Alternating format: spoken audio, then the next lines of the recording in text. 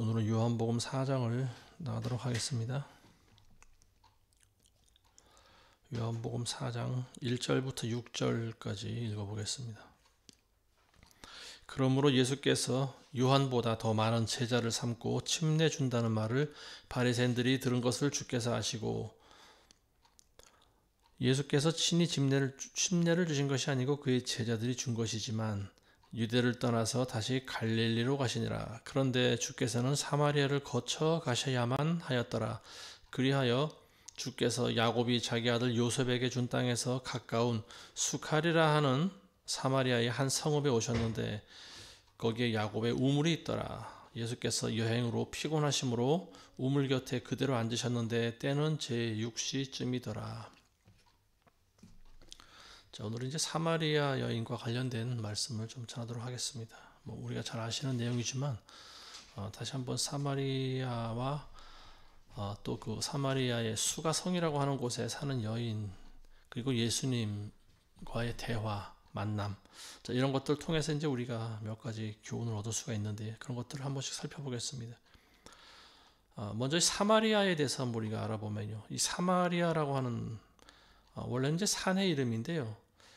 과거에 그 이스라엘이 북이스라엘과 남유다로 갈라져 있을 때, 그때 이제 그 오물이라고 하는 왕이 이 사마리아 산을 삽니다. 세벨이라고 하는 사람으로부터 은 2달란트를 두고 그 사마리아 산을 사는데요. 그리고 그 산 위에다가 성읍을 짓습니다. 성전을 져요. 그래서 그곳을 이제 북이스라엘의 수도로 삼습니다. 이 오므리라고 하는 사람은 아합, 북이스라엘에서 이제 가장 악한 왕으로 기억되는 아합의 아버지 되는 사람이에요. 그때부터 이 사마리아가 북이스라엘의 수도가 됩니다.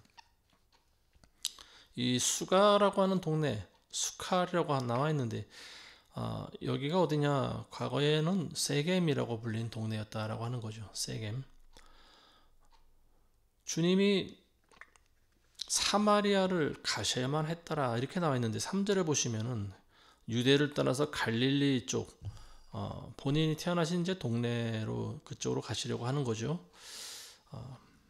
근데 사마리아를 거쳐서 가셔야만 하였더라 이렇게 말씀이 나와 있습니다. 원래 갈릴리 지역하고 그 예루살렘으로 가는 그 길이 일반인들이 이제 걸어서 가자면은 요단강 쪽, 그 요단 계곡 쪽으로 이렇게 돌아서 가면 6일이 걸린다고 합니다. 근데 사마리아를 통과해서 가면은 3일밖에 걸리지 않는다고 그래요. 그래서 이제 거리적인 그런 문제도 좀 있는 것 같고, 근데 이제 거리적인 문제보다는 사실은 예수님께서 수가성을 가셔야만 하는, 그러니까 사마리아를 거쳐야만 하는 이유가 있었다라고 하는 거죠. 왜 거기를 가셔야만 했을까? 어떤 뭔가 문제를 해결하기 위해서 가실 이유가 있다라고 하는 거죠. 예수님이 하신 모든 말씀과 행적은 우연히 일어난 것이 아니고요. 다 그만한 의미가 있는 말씀이고 의무가 있는 행동이라고 하는 것을 우리가 알아야 되죠. 자, 그래서 예수님께서는 이제 사마리아 그 수가성이라고 하는 동네로 갑니다. 6절에 보시면은 거기에는 야곱의 우물이 있더라 이렇게 나와 있죠. 야곱의 우물. 야곱의 우물도 예수님이 그곳에 가셔야 되는 그 문제에 좀 어찌 보면 중요한 의미를 가진 단서가 되는 단어라고 보여집니다. 야곱의 우물은 야곱의 시대 때 이스라엘의 조상이 되는 야곱 때부터 있었던 우물, 오래된 우물이죠. 그래서 이제 모든 야곱의 일가들과 또 짐승들까지 그 우물에서 물을 먹었다라고 하는 거죠. 그래서 예수님이 그 야곱의 우물을, 하필이면 왜 그 우물을 찾아가셔서 그 우물 앞에 앉아 계셨을까? 그리고 조금 있다가 이제 그곳에 물을 길러오는 여인을 이제 만나게 되지 않습니까? 그때가 언제냐? 육시경이었다 이렇게 나와 있습니다. 6시경이라고 하면 6시를 말하는데 우리 지금 시간 6시가 아니고요. 6시라고 하면은 여기다 6을 더 더하는 거죠. 6시간을 더 더합니다. 그래서 12시, 낮 정오 12시가 되는 거예요. 예수님은 인간의 몸을 입고 오셨기 때문에 그 시간쯤 되면 이제 계속 걸어 오셨으니까 시장 하시지 않겠습니까? 그리고 다리도 아프고. 그 제자들은 이제 마을에 밥을 사러 갔죠. 음식을 사러 가고요. 그리고 예수님 혼자 우물 곁에 앉아 계십니다. 그 6시경 6시에 어떤 일이 있었는가? 예수님께서 그 정오에 우물 앞에 앉아 계셨다라고 하는 것은 물을 소재로 해서 어떤 우리 인간들과 어떤 대화를 통해서 예수님께서 어떤 말씀을 하시기 위함이 아닌가, 우리는 그런 생각을 해볼 수가 있는 거죠. 때가 6시면은 햇볕이 따가운 정오 시간이고 배가 고플 때고, 예수님도 인간의 몸을 입고 오셨기 때문에 또 목이 말랐죠. 자, 이제 여기서 이제 오버랩 되는 장면을 우리가 떠올려 볼 수 있는 것이 뭐냐? 복음서에 보면은 예수님이 십자가에서 고난 당하실 때, 십자가에 매달려 계실 때 6시경에 가장 목이 말라하는 그런 모습을 우리가 볼 수가 있는데요. 난 12시, 아침 9시에 못이 박혀서 6시간을 매달려 계셨죠, 예수님께서. 오후 3시에 돌아가셨는데요. 근데 그 절반이 지났을 때쯤, 그때가 오후 12시, 그러니까 정오입니다. 6시. 누가복음 23장 43절에 의하면은 예수님께서 그 6시경에 누구에게 어떤 말씀하셨는가에 대해서 나와 있는데, 예수님 좌우에는 강도들이 한 명씩 매달려 있습니다. 근데 한편에 있는 강도는 예수님을 조롱했죠. 근데 한편에 있는 강도는 오히려 그 조롱하는 강도를 꾸짖습니다. 그리고 예수님을 구세주로 시인을 합니다. 그때 예수님께서는 그 우편에 있는 강도한테 이렇게 말하죠. 진실로 내가 너에게 말하노니 오늘 네가 나와 함께 낙원에 있으리라, 이런 말씀하십니다. 그때부터 낮 12시부터 돌아가시던 3시까지, 그때까지 그 지역에 어둠이 임했다, 이렇게 나와 있습니다. 그리고 예수님도 그때 갈증이 아마 가장 심하지 않았을까 싶어요. 그 예수님께서 굳이 사마리아의 한 성읍에 들러서, 그것도 야곱의 우물에 가신 이유는, 야곱이라고 하는 사람은 이스라엘을 대표하는 사람 아닙니까? 그리고 야곱을 이후로는 이스라엘이라고 불렀잖아요. 그러니까 이스라엘을 대표하는 사람이 바로 야곱인데, 야곱의 우물가에 앉았다라고 하는 것은 전 이스라엘을 대표해서 하나님이 이스라엘을 찾아오신 것이다, 우리가 이렇게 보면 됩니다. 그리고 이스라엘이 무슨 죄를 지었는지, 그리고 이스라엘을 어떻게 주님이 긍휼히 여기고 계시는지에 대해서 우리가 이제 살펴보면 되는 거죠. 자, 7절에서 9절 말씀 보겠습니다. 사마리아 여인이 물을 기르러 왔는데 예수께서 그녀에게 말씀하시기를 마실 물을 좀 달라고 하시더라. 이는 그의 제자들이 음식을 사기 위해 성읍으로 갔습니다. 그때 사마리아 여인이 주께 말씀드리기를 유대인인 당신이 어떻게 사마리아 여자인 나에게 마실 물을 달라고 하시나이까 하니, 이는 유대인들이 사마리아인과는 교제가 없기 때문이더라. 자, 예수님이 우물가에 앉아 계시는데 드디어 여인이 나타납니다. 이 사마리아 여인이죠. 근데 이 여인이 물을 길러 왔는데 예수님이 웬 낯선 남자가 자기한테 물을 달라고 하는 거예요. 근데 그 여인이 봤을 때 그 사람의 생김새나 복장이나 이스라엘 사람이 맞습니다. 아마 사마리아인들과 생긴 게 조금 다르지 않았을까 싶어요. 왜냐하면 사마리아 사람들은 정통 유대인들과는 아마도 조금 다르게 생겼을 거라고 보여집니다. 그 당시에 북이스라엘이 멸망당했을 때 아시리아가 다른 이방인들을 다 데리고 왔어요. 그 사마리아에.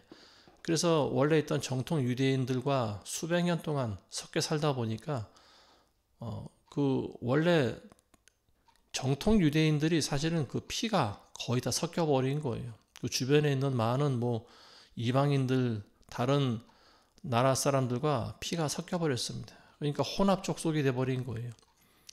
근데 남유다는 멸망당했지만 다시 포로 생활로 끌려갔다가 다시 돌아와서 나름대로 자기들만의 어떤 그 전통을 유지하고 있었죠. 그러다 보니까 이 정통 유대인들은 사마리아 사람들을 무시합니다. 그래서 사마리아 사람들을 심하면 개라고 욕을 하는 경우도 있어요. 왜냐하면 너희는 우리와 같은 정통 유대인이 아니다라고 하는 거예요. 그러니까 이제 이 사마리아 여인이 예수님께서 자기에게 물을 달라고 하니까 의아하게 여긴 거예요. 아니, 니네는 우리를 무시하는 사람들 아니냐? 근데 왜 나에게 물을 달라고 하냐? 이런 뉘앙스가 들어 있었죠.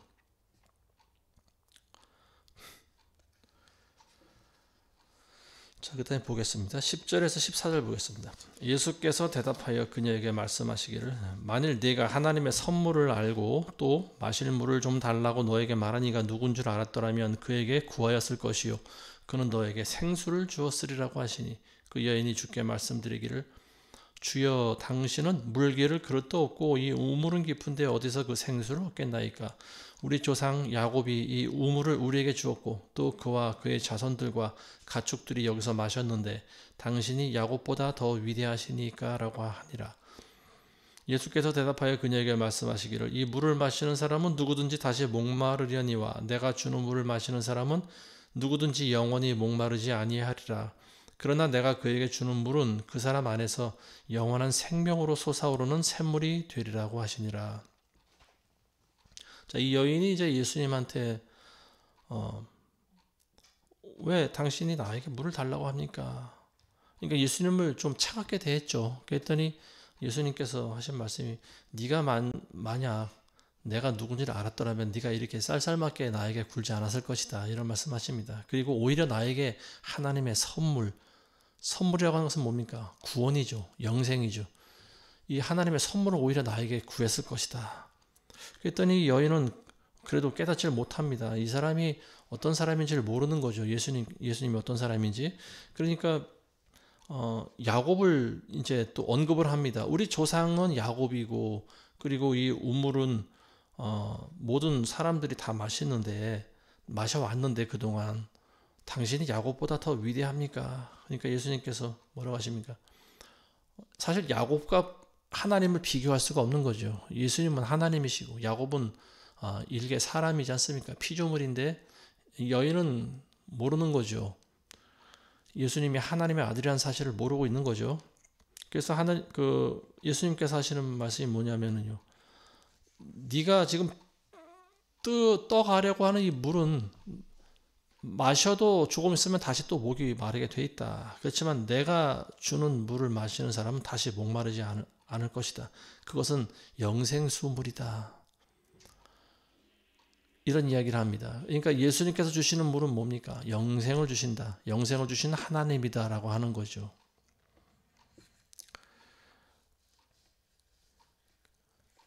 그 사마리아 여인의 모습이라고 하는 것은 우리 인간의 모습을 대표하고 있습니다.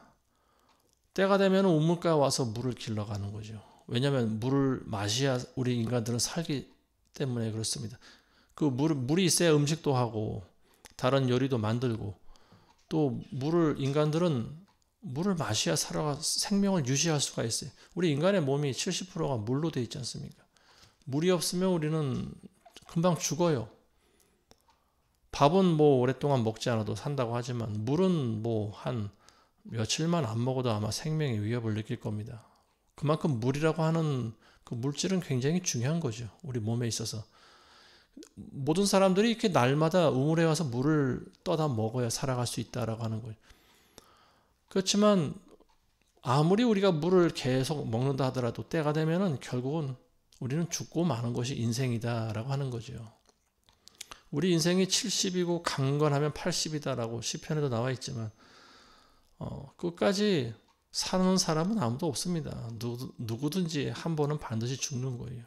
그래서 예수님께서 이 물을 마시는 사람은 다시 목이 마르지만 결국은 죽는다라고 하는 겁니다. 그렇지만 내가 주는 물을 마시는 자는 영원히 살 것이다. 영생을 얻게 될 것이다. 이런 말씀이죠. 그러니까 이 예수님께서 이 사마리아 땅으로 오신 이유는 뭡니까? 과거에 북이스라엘이 지었던 그 계속 우상 숭배해서 결국은 아시리아에 멸망당한 그 이 사마리아 여인들의 그 조상들의 죄악을 지적하고요. 그리고 그 조상들의 죄악으로 말미암아 고생하면서 살아가고 있는 아무런 희망도 없이 그리고 구원도 모르고 은혜도 모르고 하나님도 모르는 이 무지한 백성들을 깨우기 위해서 예수님이 오셨다라고 하는 거죠. 그 다음에 15절부터 19절 보겠습니다. 그 여인이 주께 말씀드리기를 주여 그 물을 나에게도 주셔서 내가 목마르지도 않고 여기에 물 길러 오지도 않도록 하옵소서라고 하니 예수께서 그녀에게 말씀하시기를 가서 네 남편을 불러 이리로 오라고 하시니라. 그 여인이 대답하여 말하기를 나에게는 남편이 없나이다 라고 하니 예수께서 그녀에게 말씀하시기를 나에게는 남편이 없나이다 라고 한 네 말이 옳도다. 너에게는 5명의 남편이 있었으며 또 지금 있는 자도 내 남편이 아니므로 네가 이 점에 관하여 참말을 하였도다 라고 하시니라. 그 여인이 주께 말씀드리기를 주여 당신이 선지자인 것을 내가 아나이다.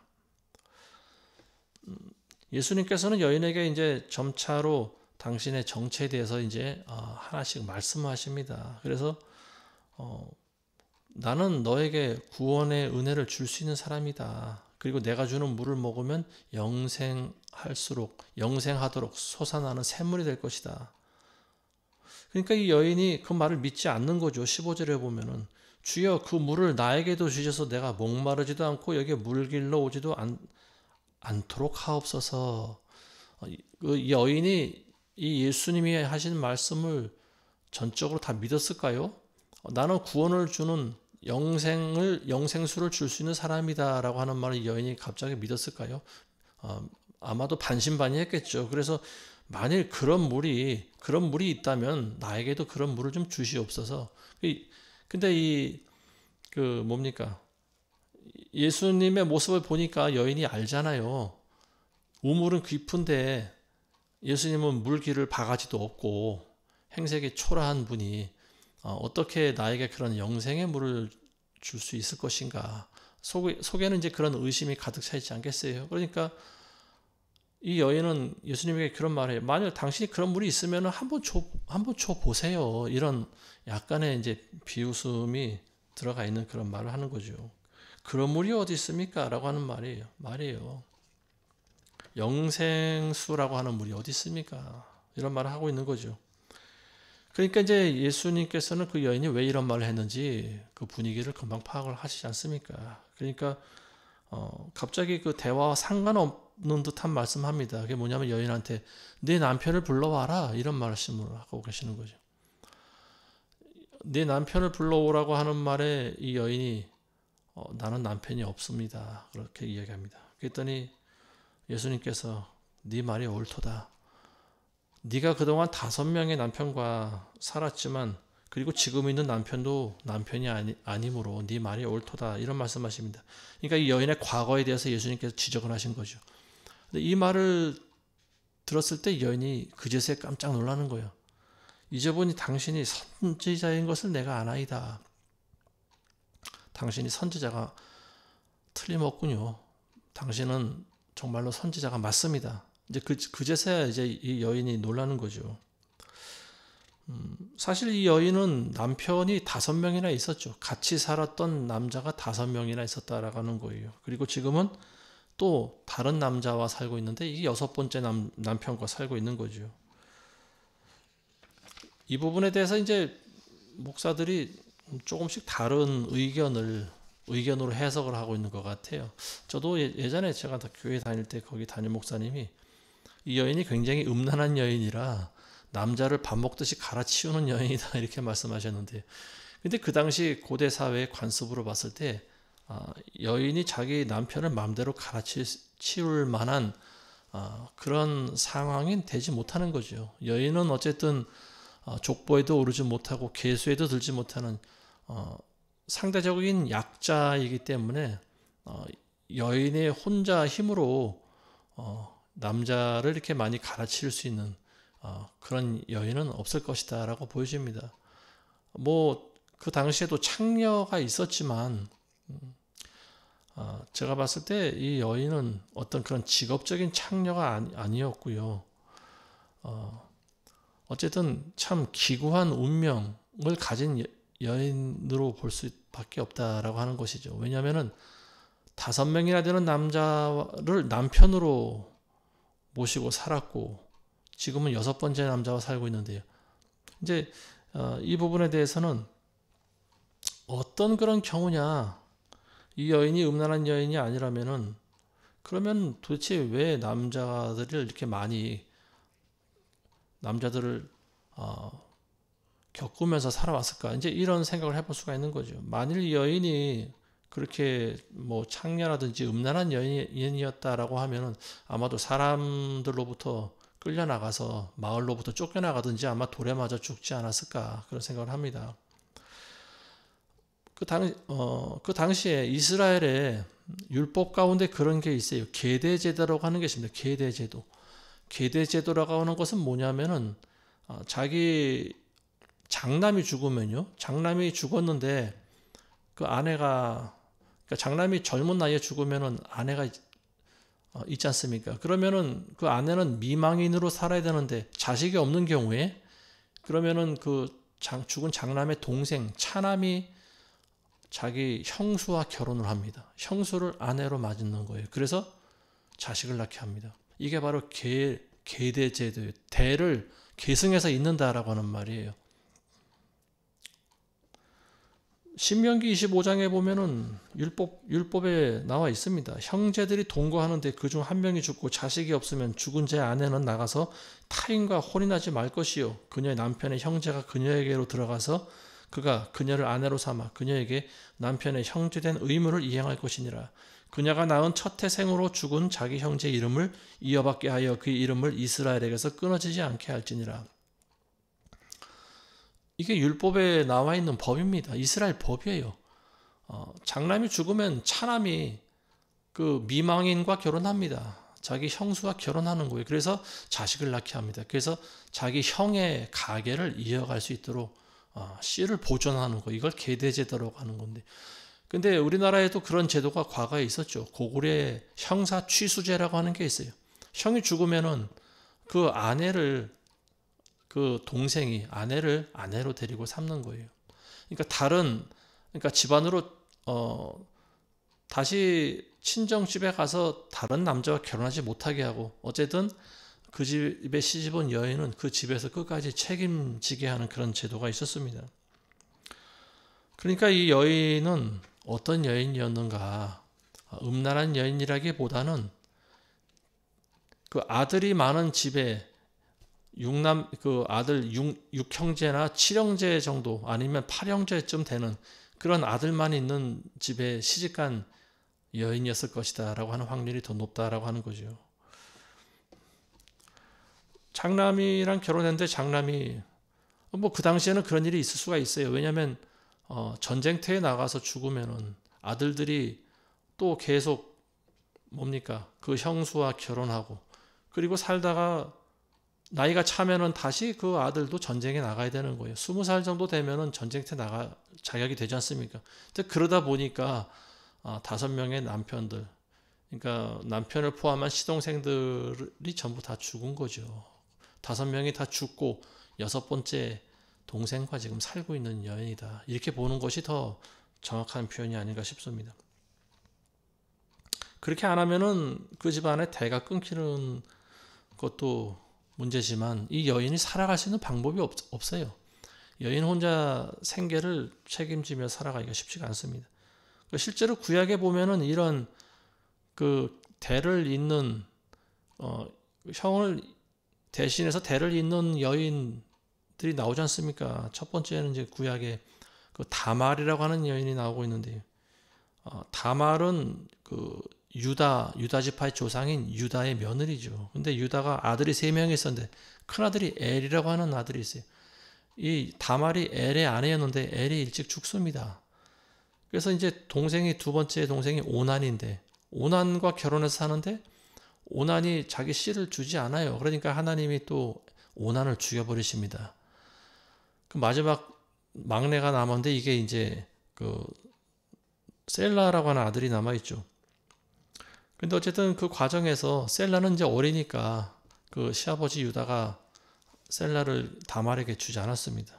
그랬더니 이제 이 다말이 불만을 품죠. 그래서 왜 셀라를 나에게 주지 않냐 그러면서 이제 그 창녀로 변장해서 결국 자기 시아버지 유다와 동침을 하지 않습니까? 그래서 대를 이어나가는데 다말이라고 하는 여인이 나오고 그 다음에 이제 룻이라고 하는 여인이 나오죠. 룻도 시어머니를 제외한 집안의 모든 남자들이 다 죽어버리지 않습니까? 그러니까 이 룻도 미망인이 돼버렸는데, 그래서 결국은 가장 가까운 친족인 보아스라고 하는 남자와 결혼을 하죠. 그래서 자식을 낳는데요. 그래서 이제 그 집안에서 다윗이라고 하는 왕이 나옵니다. 자, 마태복음 22장에 보면은 부활이 없다고 주장하는 사두개인들이 예수님한테 나와서 그런 질문을 합니다. 우리들 가운데 7 형제가 있는데 첫째가 죽으니까 둘째가 형수와 살고, 또 그도 죽으니까 셋째가 살고, 이런 식으로 다 죽었나이다. 그런 집안이 실제로 있었다라고 하는 거예요. 그럼 이 여인은 나중에 천국에 가면 누구의 아내가 되겠습니까? 이런 질문을 하는 거예요. 그러니까 이 사람들이 이 질문한 이유는 뭐냐? 천국과 지옥이 어디 있냐라고 하는 거죠. 부활도 없고 내세도 없다. 이렇게 주장하는 사람들이 예수님한테 와서 이런 비유로 물어본 거예요. 지금 시대도 찾아보면 그런 사람들이 아마 있지 않을까 싶어요. 이전 우리 세대, 그 이전 세대만 하더라도 계속해서 아들 만나는 집이 있습니다. 저희 집안은 계속해서 딸 만났거든요. 딸만 저희 집은 6을 낳았어요. 저 아버님이. 아들 만나는 집은 또 아들 7형제, 8형제 있는 그런 집안들도 있어요. 그러니까 이제 그 집에 그런 참 그 기구한 집안에 시집간 여인들은요. 어쨌든 남편 첫 번째 아들인 장남 말고도 그 남편이 죽으면 또 두 번째 아내 남편도 그 동생을 맞아야 되고, 어찌 보면 그게 장점이 될 수도 있지 않을까 싶습니다. 그 여인의 입장에서 보면은 어쨌든 과부로 그런 아들 많은 집안에 시집 가면은 과거 이스라엘에서는요 절대로 과부로 살 걱정은 하지 않아도 될 것 같아요. 그래서 이 사마리아 여인이 예수님한테 나는 남편이 없나이다라고 한 이유는 뭐냐? 정식 남편이 아니라고 하는 거예요. 같이 살고 있지만 사실은 진짜 남편이 아니다라고 하는 거죠. 진짜 남편은 이미 죽었다라고 하는 거예요. 근데 예수님께서 왜 네 남편을 데리고 오라고 하셨을까? 이 여인이 내가 선지자라고 하는 것을 여인에게 일깨워주기 위해서 남편을 데려오라고 한 것도 있지만, 사실은 뭡니까? 이제 이 여인이 6번째 남편과 살고 있잖아요. 근데 6번째 남편이 살면은 그 다음에는 없는 거예요. 이 여인은 과부가 되는 거예요. 그때 여인에게 하신 말씀의 교훈의 의미는 뭐냐? 너는 이제 육신의 남편을 의지하지 말고 살아가라 라고 하는 거죠. 내가 너의 7번째 남편, 신랑이다 라고 하는 거예요. 예수 그리스도는 크리스찬들의 신랑 아닙니까? 우리는 그분의 신부고요. 그러니까 7번째 남편, 신랑이 바로 나다라고 하는 거죠. 그러니까 너는 이제 그동안 육신의 남편과 살아왔지만 진정한 남편이 나를 기다리면서 살아가야 된다라고 하는 거예요. 자, 20절에서 24절 보겠습니다. 우리 조상은 이 산에서 경배를 드렸는데 당신들은 경배 드려야 할 곳이 예루살렘에 있다고 말하나이다 라고 하니, 예수께서 그녀에게 말씀하시기를 여인아 나를 믿으라. 너희가 이 산에서나 예루살렘에서도 아버지께 경배하지 않을 그때가 오리라. 너희는 너희가 알지 못하는 것을 경배하고 우리는 우리가 경배하는 것을 아노니 이는 구원이 유대인에게서 나오기 때문이라. 그러나 참된 경배자들이 아버지께 영과 진리로 경배드릴 때가 오나니 바로 지금이라. 이는 아버지께서 자기에게 경배드리는 그런 자들을 찾으심이라. 하나님은 영이시니 그분께 경배드리는 자들은 영과 진리로 경배드려야만 하리라고 하시니라. 영과 진리의 예배에 대해서 이제 예수님 말씀하십니다.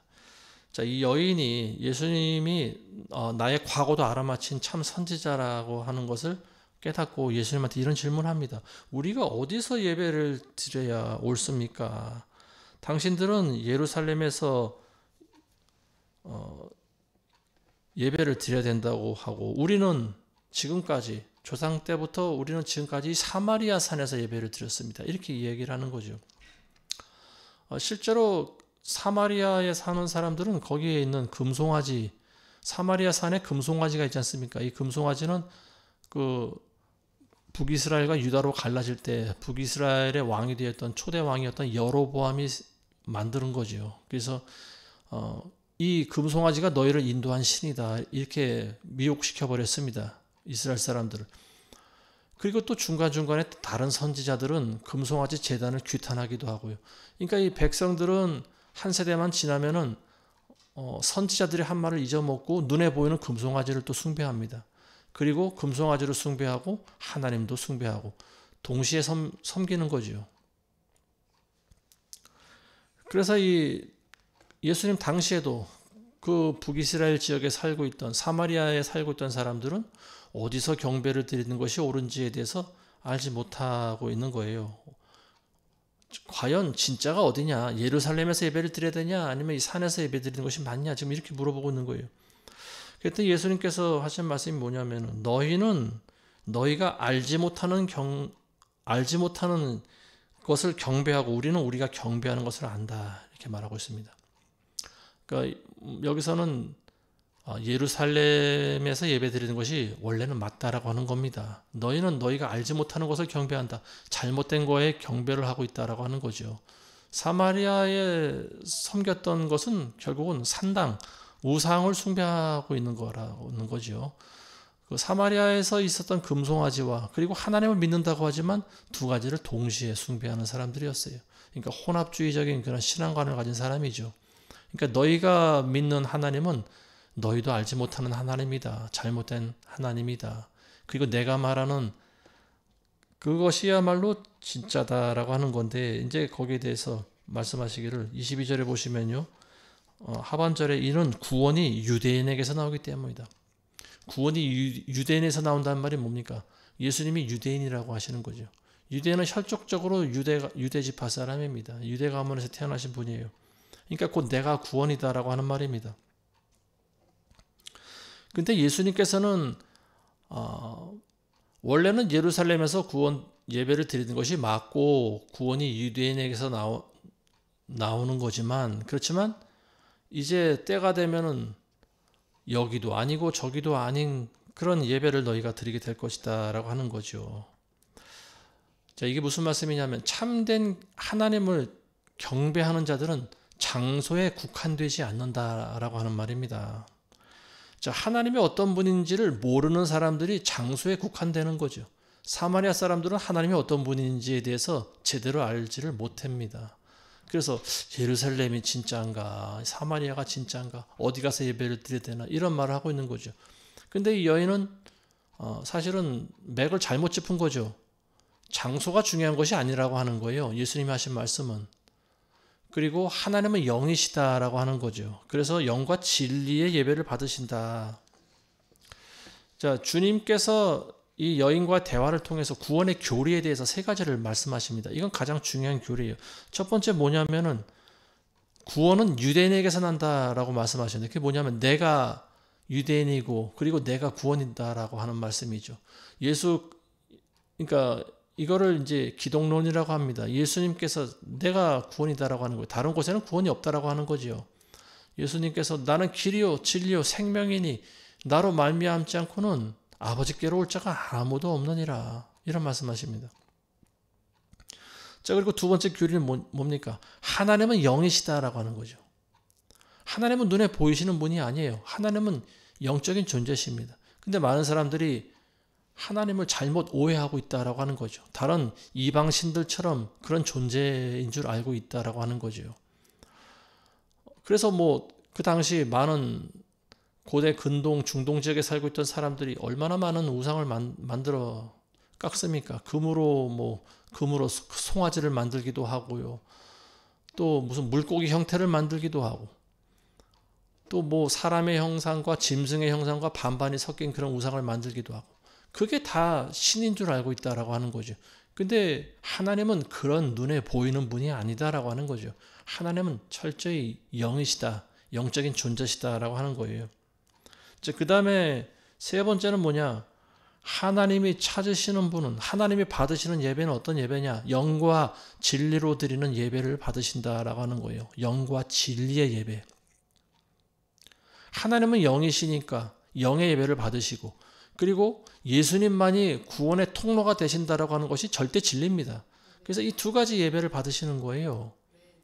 장소가 중요한 것이 아니다라고 하는 거죠. 누가 진짜 신인지를 알고 있는 것이 진리입니다.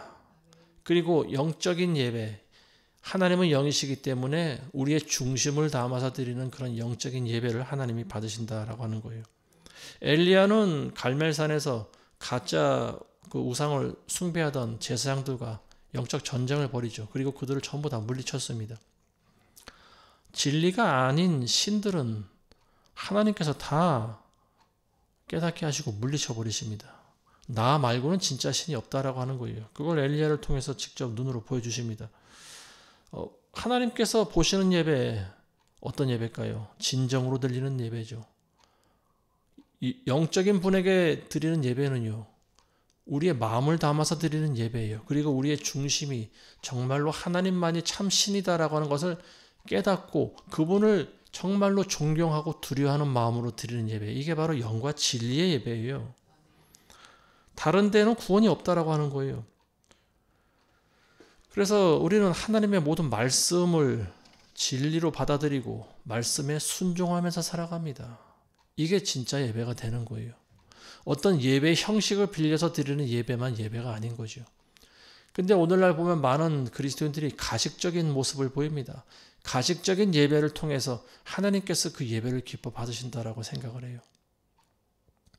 근데 그런 사람들이 보면은 어느 정통이라고 하는 어느 교단에나 다 있고요. 심지어는 신천지 같은 그런 사이비 집단에도 가 있습니다. 이 사람들이 전부 다 하나님을 예배한다고 해요. 하나님께 경배한다고 믿고 있어요. 근데 정말로 하나님을 경배하는지 그건 하나님만이 아시는 거죠. 왜냐하면 사람의 속마음을 우리는 알 수 없기 때문에 그렇습니다. 하나님께서는 영과 진리의 예배를 받으신다. 다른 예배가 중요하지 않다. 눈에 보이는 예배, 크고 화려한 건물을 지어놓고 사람들을 많이 모아놓고 또 여러 가지 악기로 아름다운 하모니의 그런 찬양대가 노래를 부르고 또 큰 함성의 그런 기도와 이런 것들, 많은 예배의 조건들이 들어가지 않습니까? 예배의 형식과 모양과. 근데 정말 그 중에서 하나님이 받으시는 예배자의 모습을 하나님이 찾으실 수 있을까? 찾으면 또 과연 몇 명이나 그 안에서 찾을 수 있을까? 우리는 이런 생각들을 한 번씩 해볼 수가 있습니다. 오늘날에도 보면 많은 크리스찬들이 이 사마리아 여인이 질문한 것처럼 그런 질문을 해요. 도대체 우리 조상들은 이 산에서 예배를 드렸는데 당신들은 예루살렘에서 구원이 난다고 하는데 어느 것이 맞는 겁니까? 이런 식의 질문을 하는 거죠. 예를 들면은 도대체 장로교에서 예배를 드리는 것이 맞습니까? 침례교에서 예배를 드리는 것이 맞습니까? 아니면 오순절 교단에서 예배를 드리는 것이 맞습니까? 사람들마다 전부 의견이 다 분분한 거죠. 그리고 큰 교회에 가야 하나님이 있냐, 아니면 작은 교회에 가야 하나님이 있냐, 이런 것들이 이제 초보적인 수준이죠. 근데 교회 생활을, 신앙생활을 오래 했다고 하는 분들도 이런 속으로 이런 생각을 한다라고 하는 거죠. 결국은 많은 사람들이 크고 화려한 교회를 찾아간다. 사람들이 많이 있고 기도 소리가 크고 찬양을 잘하고 이런 여러 가지, 그리고 자기가 일을 할 수 있는 그런 조직이 되어 있고 이런 교회를 찾아간다라고 하는 겁니다.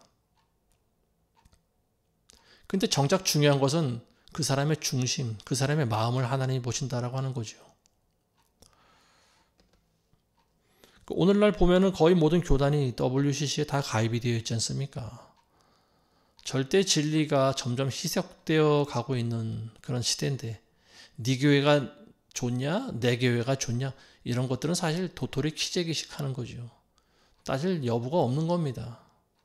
아마 많은 사람들이 나중에 본질을 깨닫고 나면은, 내가 그동안 해왔던 그 모든 예배와 경배와 기도와 이 모든 것들이 다 헛되구나, 부질없구나라고 하는 것을 아마 깨달을 사람들이 적지 않게 있을 거라고 보여집니다. 마지막 때는 예수님께서, 제가 늘 말씀드리지만 내가 너희를 도무지 모르는도다, 그런 말씀하시는 부류가 있다. 제가 말씀드렸지 않습니까? 어떤 사람들은 천국에 들어가지만 어떤 사람들은 천국에 들어가지 못하는 크리스찬이라고 불리는 사람들 가운데 그런 사람들이 있다라고 하는 거예요. 평생을 교회에 다녔지만 예수님이 내가 너를 모른다라고 하면은 그 사람은 어떻게 하겠습니까? 그래서 우리는 살아있는 동안 하나님 말씀을 연구하고 깨달아야 됩니다. 우리인데 우리 머리로 되는 것이 아니죠. 성령께서 깨달음을 주셔야만 이게 가능한 거죠. 깨어있는 성도라면 내가 어떠한 예배를 드려야 되는지 잘 알고 있으리라고 보여집니다. 자, 마지막으로 오늘 25절에서 30절까지만 보겠습니다. 그 여인이 주께 말씀드리기를 나는 그리스도라 하는 메시아가 오실 줄을 아나이다. 그분이 오시면 우리에게 모든 일들을 말씀해 주실 것이니이다 라고 하니 예수께서 그녀에게 말씀하시기를 너와 말하고 있는 내가 그니라고 하시니라. 이때 제자들이 돌아와서 주께서 그 여인과 말씀하고 계심을 이상히 여겼으나 무엇을 구하시나이까 혹은 어찌하여 그 여인과 말씀하시나이까 라고 말하는 사람이 아무도 없더라. 그러자 그 여인이 물동이를 버려두고 성읍으로 돌아가서 사람들에게 말하기를 와서 내가 행한 모든 일들을 나에게 말한 그 사람을 보라. 그분이 그리스도가 아닌가라고 하니 그때 사람들이 성읍에서 나와 주께로 오더라. 자, 이 사마리아 여인은 예수님한테 이렇게 이야기합니다. 나는 그리스도라는 메시아가 오실 줄을 아나이다. 그분이 오면 우리에게 모든 일들을 말씀해 주실 것입니다. 그러니까 앞에 있는 사람이 예수님이 선지자라고 하는 것은 아는데 당신이 예수 그리스도라고 하는 메시아인 줄은 내가 아직 좀 믿지 못하겠습니다. 뭐 이런 뉘앙스입니다. 그랬더니 예수님께서 그녀에게 이렇게 이야기합니다. 너와 말하고 있는 내가 바로 그이다. 메시아다. 이렇게 말씀하십니다. 그제서야 이 여인은 선지자의 말을 듣고 이분이 예수님이 메시아라고 하는 사실을 깨닫습니다. 그래서 물동이를 버려두고 달려가는 거예요. 동네로 달려갑니다. 그래서 자기가 만나는 사람마다 외치는 거예요. 내가 메시아를 만났다. 내가 메시아를 만났다. 와봐. 와서 한번 보라. 나랑 같이 가서 한번 보자. 내가 살아왔던 나의 모든 과거의 행적을 이 사람은 이미 다 알고 있었다. 나의 모든 것을 다 꿰뚫고 있다. 진짜 메시아가 나타났다. 이 여인은 흥분해서 만나는 사람마다 외칩니다. 그리고 사람들을 데리고 옵니다. 예수님을 만난 사람들, 은혜를 받은 사람들은 이와 같은 모습을 보여야 되는 거예요. 예수님을 만나도 은혜를 받아도 이게 얼마나 귀한 건지 얼마나 값진 건지 깨닫지도 못하고 날마다 교회를 다니는 사람들, 구원에 감격이 없는 사람들이 오늘날 교회에 굉장히 많이 있어요. 그건 종교 행위밖에 되질 않는 거예요. 진짜로 내가 예수님을 만났다라고 하면 이 여인과 같이 흥분을 해야 됩니다. 얼마나 감격스럽습니까? 인간이 하나님을 만났다라고 하는 사실이. 메시아라고 하는 말은 구원자라고 하는 말이죠. 인간을 구원시켜 줄 수 있는 사람, 절대적인 존재, 신을 만났다라고 하는 거예요. 이 여인이 얼마나 감격했을까요? 흥분한 거죠. 그래서 이 기쁨을 나만 누릴 것이 아니고 다른 사람들에게 전해야 되겠다라고 하는 마음 품습니다. 이게 모든 인간들이 가져야 될 공통적인 마음인 거예요. 자기가 받은 은혜를 자기만 누리고자 하는 사람은 진짜 은혜를 받은 것이 아니에요. 하나님의 은혜라고 하는 것은 나눌 때 그 기쁨이 더 배로 늘어납니다. 그래서 하나님께서는 우리가 복음 전하는 것을 기뻐하시는 거예요. 그래서 우리를 변화시키시고 우리를 깨닫게 하시고 우리를 사용하시기를 원하십니다. 우리를 하나님의 복음의 도구로 사용하시는 거예요. 근데 이 일을 우리가 잊어먹고 있으면 안 돼요. 나는 구원받았다라고 철석같이 믿으면서도 옆에 있는 사람에게 예수 그리스도를 전하지 않는 사람은 가짜일 확률이 많습니다.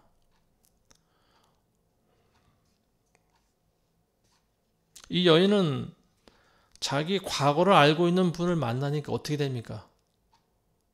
흥분을 하죠. 놀라운 정도를 넘어서 기절하기 일보 직전입니다. 그리고 그 여인이 어떤 여인인가 말을 안 해도 알 수 있잖아요. 5명의 남편과 살았던 이 여인은 마음 가운데 얼마나 많은 슬픔과 근심이 있겠습니까? 6번째 남편을 맞이할 때까지 이 여인은 5명의 남편을 사별한 거예요. 떠나보낸 거예요.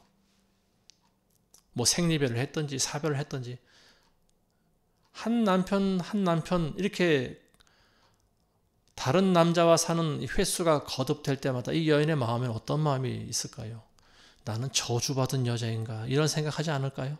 나는 남편을 벌써 5명이나 잡아먹은 여자야. 사람들이 나에게 저주받은 여자라고 해. 나에게 손가락질하고 나와는 상종도 안 해. 이 여인의 마음에는 상처라고 하는 것이 엄청나게 쌓여 있는 거죠. 근데 그 상처라고 하는 것은 남에게 드러낼 수 없는 거예요. 왜냐하면 나의 치부를 보여주는 거기 때문에 그렇습니다. 남편을 5명이나 바꾸고 산 여인의 운명이 기구하다. 우리는 이게 일반적인 정서로 알고 있어요. 근데 지금 시대는 음란한 시대라 이 말씀을 듣는 아마 세상 사람들은 그렇게 생각할 수도 있을 것 같아요. 그 여자 참 좋겠다라고 하는 그런 생각하는 여인도 있지 않을까요? 그건 음란한 여인이죠. 다른 남자와 5명이나 같이 살아갈 수 있는 남자, 여자는요, 음란한 여인밖에 없습니다. 창녀밖에 없는 거예요. 근데 이 여인은요, 제가 봤을 때 창녀는 아니라고 보여집니다. 아까 말씀드린 것과 같이 남자 형제가 여럿인 집안에 시집을 간 여인이에요. 그러니까 자기 남편이 5명이나 다 죽어버리고 지금 6번째 남자와 살고 있는데 6번째 남자도 언제 죽을지 모르는 거죠.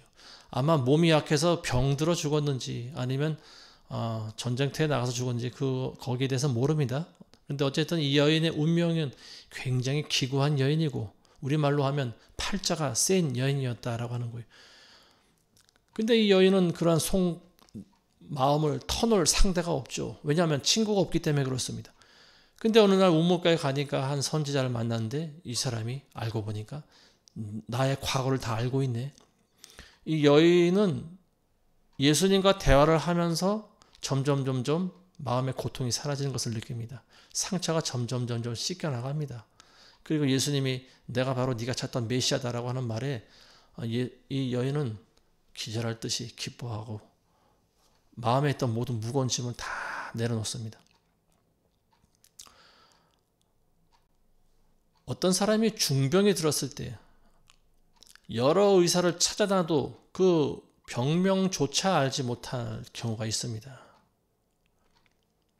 무슨 병인지 도무지 의사들이 병명을 알지 못하는 그런 병들이 있었어요. 지금은 그런 병들이 많이 발견이 됐겠지만요. 얼마 전만 해도 그런 병들이 많이 있었다고 보여집니다. 그러면 그 병을 앓고 있는 사람은 얼마나 마음이 답답할까요? 내 병이 낫지 않아도 좋으니 내가 무슨 질병에 걸렸는지만 알아도 좋겠다. 그런 생각을 하지 않을까요? 근데 어떤 의사를 만났는데 이 사람이 당신은 이러한 병에 걸렸습니다. 그리고 그 증세를 이야기합니다. 당신 밤에 잘 때마다 가슴이 눌리고 답답하지 않습니까? 그리고 이유 없이 누가 뭐라고 하지 않았는데 갑자기 눈물이 나지 않습니까? 그리고 어디가 아프지 않습니까? 그리고 소화가 잘 안 되지 않습니까? 여러 가지 그 사람이 가지고 있는 질환에 대해서 이야기를 해줍니다. 그러니까 이 사람이 자기의 어떤 그 증후에 대해서 이야기를 해주니까 이 사람은 그 말을 들을 때 어떻습니까? 마치 먹구름이 싹 개치고 햇빛이 쫙 비치는 듯한 그런 마음을 얻습니다. 이 사람이 내가 하는 말을 나의 질병과 내 증상을 다 알아맞히네? 그러면서 이 환자가 가지고 있는 마음은 뭡니까? 가능성을 보는 거죠. 내 병을 고칠 수도 있겠구나. 가능성을 보는 거죠. 그리고 이 의사는 이 사람한테 이렇게 이야기합니다. 당신의 병은 무슨 병입니다. 딱 이야기를 해줍니다. 그러니까 이 환자는 날아갈 듯이 기쁜 거예요. 내 병이 이미 반은 나았다. 이런 생각을 갖습니다. 내가 약을 먹지 않고 내가 치료를 받지 않아도 내가 이런 병에 걸렸었구나라고 하는 사실을 이 사람이 아는 순간 이 사람은 대단한 의사다. 그리고 나는 그동안 이런 병에 걸려 있었구나. 그런 생각을 하게 되는 거죠. 이 사마리아 여인의 마음이 바로 그와 같은 거예요. 아무도 내 이 마음의 고통을 알아주지 못했는데 이 사람은 진짜 선지자고 이 사람이 메시아구나. 이 사람이야말로 하나님의 아들인 것이 확실하다. 그러니까 이 여인은 체면이고 뭐고 없어요. 그리고 물 들어왔다가 물동이는 다 집어 팽개쳐버리고 마을로 달려갑니다. 부랴부랴 가서 복음을 전하는 거죠. 사람들을 데리고 옵니다. 그러면서 나랑 같이 가보자. 내가 진짜 메시아를 만났다니까. 한번 와봐. 속는 셈 치고 한번 와봐. 사람들을 막 끌어모읍니다. 그러니까 사람들이 구름대처럼 몰려드는 거죠. 그리고 예수님 주변을 둘러쌉니다. 그 내용은 이제 다음 시간에 우리 같이 나누도록 하겠습니다. 다시 한번 이제 말씀을 정리하다 보면 예수님께서는 사마리아에 가셔야만 하는 이유가 있었던 거죠. 사마리아 지역에 복음을 전도하러 가신 거고요. 그리고 사마리아는 과거에 북이스라엘이 멸망하기 전에 금송아지를 숭배했던 그런 나라 사람들이었습니다. 유대인이지만 유대인의 피가 섞여 있지 않은 이방인들이 더 많은 그런 지역, 그 사마리아에 가서 예수님이 하신 것은 야곱의 우물가에 가서 그 과거에 이스라엘 사람들이 저질렀던 우상 숭배의 죄악을 예수님이 용서해 주실 수 있다라고 하는 것을 선포하러 가신 거예요. 그래서 나중에 사도행전에 보면은 전도자였던 빌립이 사마리아에 갑니다. 빌립은 성령을 받은 상태죠. 그래서 사마리아에 가서 복음을 전합니다. 그때 그 복음을 듣고 많은 사람들이 같이 은혜를 받습니다. 성령도 받고 방언도 말하고 귀신이 쫓겨나갑니다. 그래서 그 사마리아에 큰 기쁨이 있더라. 이런 말씀이 사도행전에는 나오고 있습니다. 자, 오늘은 여기까지만 하겠습니다. 기도하겠습니다. 하나님 아버지 감사합니다. 예수님께서 이스라엘의 오래된 죄악을 용서하시고 예수님을 믿는 자마다 구원을 얻게 하심을 감사드립니다. 우리는 이방인이지만 하나님께서 우리에게 은혜를 주셔서 예수님을 믿게 하시고 또 다른 종교인들과 같이 되지 않게 하시며 영과 진리의 예배를 끝까지 드릴 수 있도록 우리를 인도하여 주시옵소서. 예수님의 이름으로 기도드리옵나이다. 아멘.